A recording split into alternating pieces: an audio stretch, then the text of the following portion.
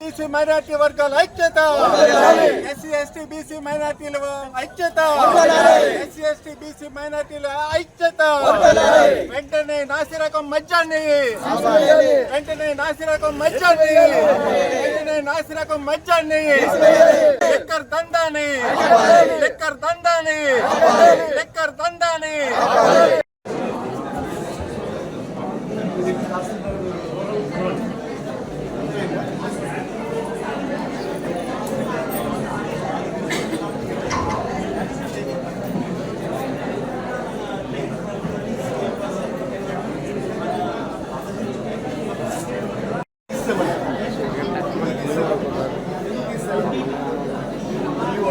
Excessive ఉండే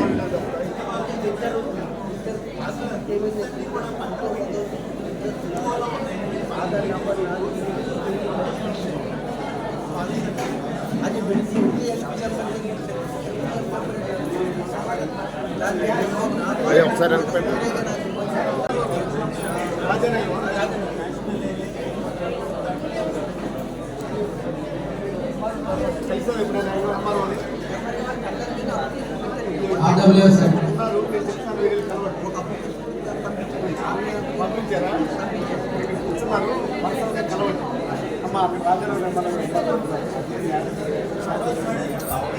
బర్లబాబురావు అనే నేను బీసీ సంఘాల అధ్యక్షుడిగా, బలహీన వర్గాల ప్రతినిధిగా గత కొంతకాలంగా రాజమండ్రిలో మద్యం మాఫియా చేస్తున్న ఆగడాలపై మనం ఒక ఉద్యమం చేయడం జరిగింది.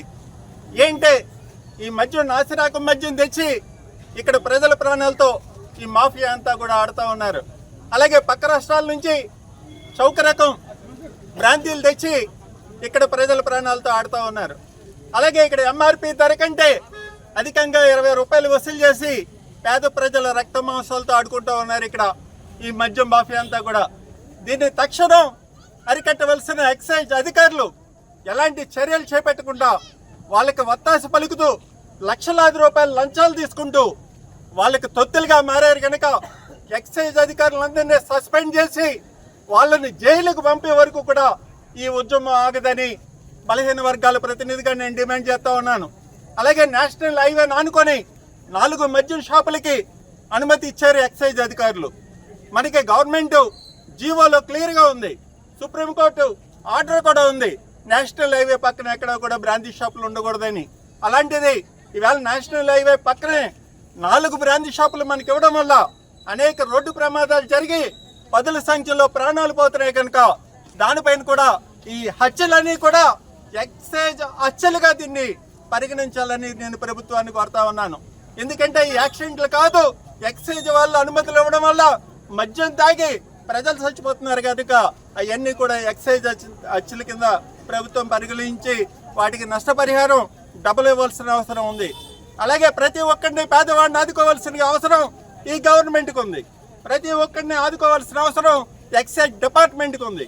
అలాగే మద్యం పాలసీని కూడా డివైడ్ చేసి ఈ అధికారులు లక్షల రూపాయలు ముడుపులు తీసుకున్నారు కనుక సమగ్రమైన దర్యాప్తు జరిపి వీళ్ళందరినీ జైలుకు పంపే వరకు ఎస్సీ ఎస్టీ బీసీ మైనార్టీ వర్గాల తరఫున బర్లబాబురావు అని నేను ఒక ఉద్యమాన్ని చేస్తానని ఈవేళ కలెక్టర్ గారిని కలిసి ఒక రిప్రజెంటేషన్ ఇవ్వడం జరిగింది.